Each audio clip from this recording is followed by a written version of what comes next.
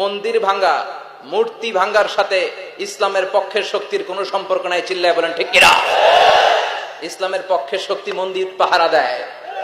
তারা সাম্প্রদায়িক সম্প্রীতিতে বিশ্বাসী, কোন দাঙ্গা হাঙ্গামা সন্ত্রাসবাদে ইসলাম বিশ্বাস করে না। চিল্লায় বলেন ঠিক কিনা? ইসলাম হচ্ছে শান্তির ধর্ম। আমরা সবসময় সাম্প্রদায়িক সম্প্রীতি, ভালোবাসা এটাতে বিশ্বাসী। হিন্দুরা ঢোল বাজায়, আমরা কিছু বলি না। আমরা তাফসীর মাহফিল করি, ওদের যারা ভদ্র তারাও কিছু বলে না। ঠিক কিনা?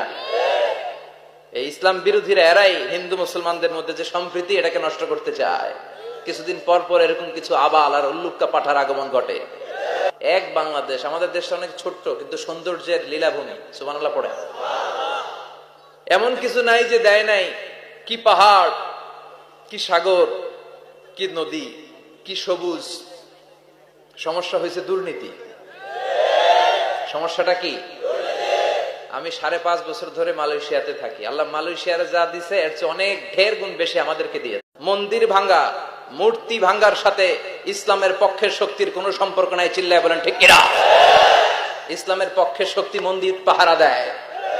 তারা সাম্প্রদায়িক সম্প্রীতিতে বিশ্বাসী, কোন দাঙ্গা হাঙ্গামা সন্ত্রাসবাদে ইসলাম বিশ্বাস করে না। চিল্লায় বলেন ঠিক কিনা? ইসলাম হচ্ছে শান্তির ধর্ম।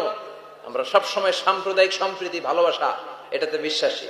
হিন্দুরা ঢোল বাজায়, আমরা কিছু বলি না। আমরা তাফসীর মাহফিল করি, ওদের যারা ভদ্র তারাও কিছু বলে না। ঠিক কিনা? এই ইসলাম বিরোধীরা এরাই হিন্দু মুসলমানদের মধ্যে যে সম্প্রীতি, এটাকে নষ্ট করতে চায়। কিছুদিন পর পর এরকম কিছু আবাল আর উল্লুক্কা পাঠার আগমন ঘটে।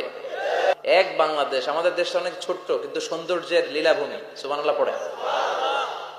এমন কিছু নাই যে দেয় নাই। কি পাহাড়, কি সাগর, কি নদী, কি সবুজ। সমস্যা হয়েছে দুর্নীতি। সমস্যাটা কি? আমি 5.5 বছর ধরে মালয়েশিয়াতে থাকি। আল্লাহ মালয়েশিয়ার যা দিছে এর চেয়ে অনেক ঢের গুণ বেশি আমাদেরকে দিয়েছে।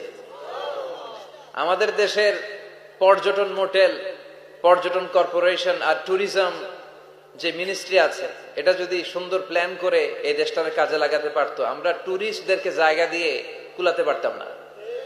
আমাদের দেশের ছেলে পেলেরা যেগুলো লেখাপড়া করে না, এগুলো কামলা দিতে যায় বিদেশ। এই দেশটারে সাজাইলে এখানে ট্যুরিজমকে দেখাশোনা করার জন্য আমাদের প্রত্যেকটা ছেলের কর্মসংস্থানের ব্যবস্থা হয়ে যেত।